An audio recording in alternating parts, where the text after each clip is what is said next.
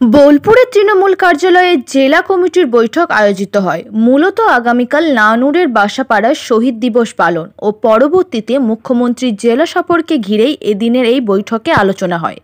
বীরভূমের 2 সংসদ ছাড়া সকল কোর কমিটির সদস্য ও বুথ স্তরের নেতৃত্বরা উপস্থিত ছিলেন।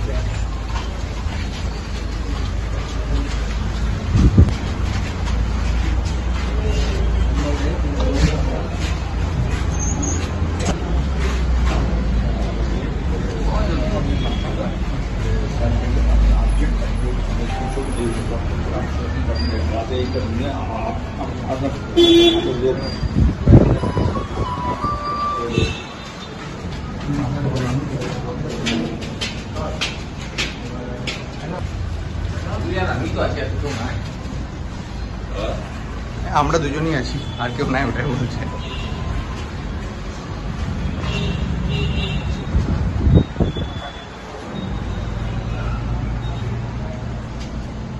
তাকে দিন দাদা। হ্যাঁ,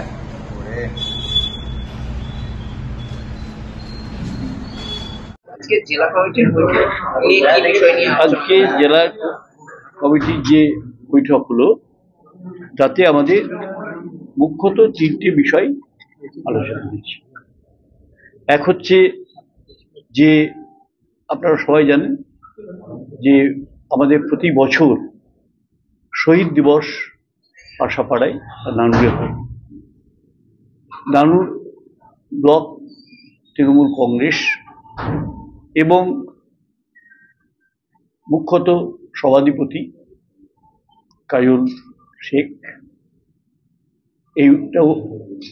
এইটা পরিচালনার দায়িত্ব নিয়েছেন এবং তিনি সেখানে এই সভাটা পরিচালনা করবেন। সেখানে আসার কথা আছে ফিরাদ হাকিমে এবং মলয় ঘটক। শহীদ দিবসটা মর্যাদার সঙ্গে পালন করা। এছাড়া প্রতি ব্লকে যাতে ওই দিন যারা আসতে পারবেন না, যোগ দিতে পারবেন না, ব্লকের যারা কর্মকর্তা আছেন তাদের বলা হয়েছে তারা ওখানে ব্লক অফিসের সামনে হোক, জায়গায় হোক, তারা শহীদ বেদি করবেন এবং সেখানে শ্রদ্ধার্ঘ্য অর্পণ করবেন।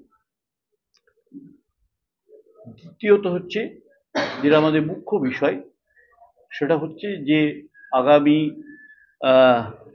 28 তারিখে মাননীয় মুখ্যমন্ত্রী আসছেন। তিনি পদযাত্রায় অংশ নেবেন।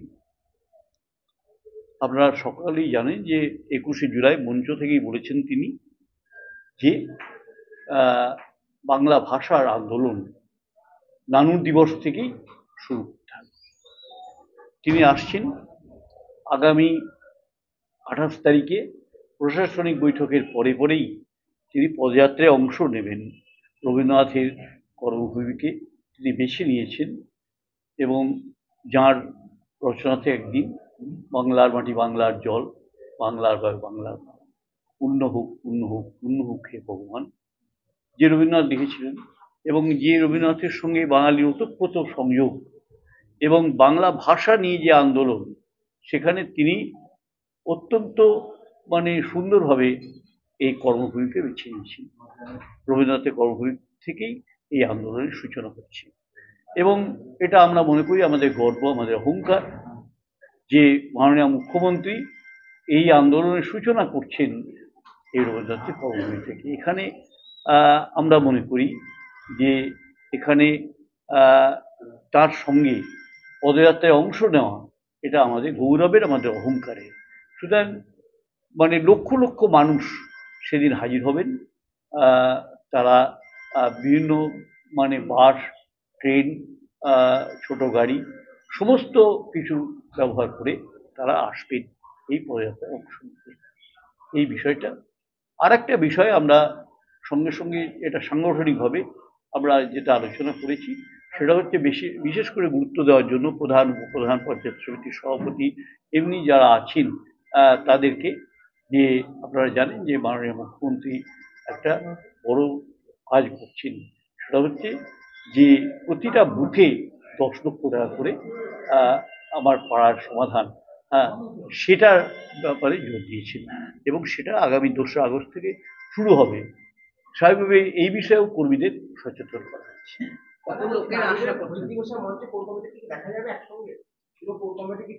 কোর কমিটি তো সবেতেই থাকেন। এটা দেখুন কাজের উপর নির্ভর করছে, ঠিক আছে? কোর কমিটি যাবে না তা তো নয় কেউ।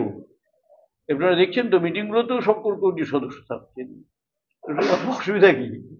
কোর কমিটির যারা পারবেন তারাই যাবেন, যারা যেতে পারবেন না তারা তার ব্লকে শ্রদ্ধা